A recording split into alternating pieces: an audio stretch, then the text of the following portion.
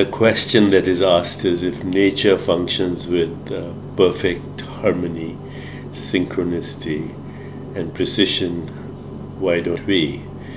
Why aren't our bodies like that, and why isn't our life perfect? This is a very good question, and let me see if I can answer it to the best of my ability.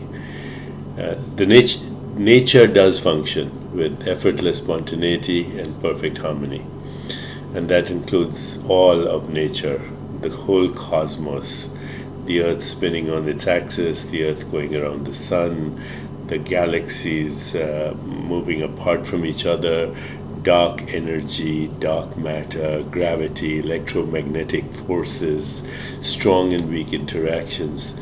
They all kind of synchronize to make the universe possible.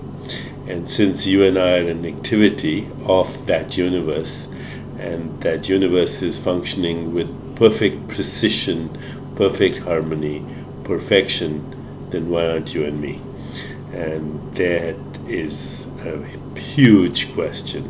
That is a huge dilemma for many people. Here's what the great Vedic sages had to say about this. They said the cause of imperfection in our lives is the mistake of the intellect. And what is the mistake of the intellect? The mistake of the intellect is that you are an observer of the universe from the outside of the universe. You observe it as science would, as an objective observer, when in fact you, the observer, are also an activity of the universe.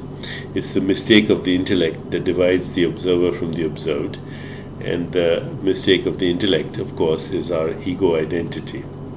So when we realize that the ground of our being is the ground of all being, the ground of our existence is the ground of all existence, and when we are established in being, and from there we feel, think, and act, then we have restored ourselves to our original state, which is one of perfect harmony, perfect synchronicity, precision, spontaneous right action, spontaneous right thinking, spontaneous evolution, self-regulation, self-referral, and pure creativity. That can only come when our identity moves from the separate ego self to the unified self, which is Atman, which is Brahman, the ground of our existence, the ground of all existence.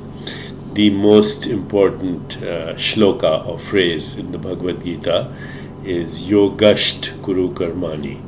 Yogasht Kuru Karmani, translated into English, established in yoga, perform action. I would go and explain that a little further. Established in yoga, established in union with your source, which is the source of all existence.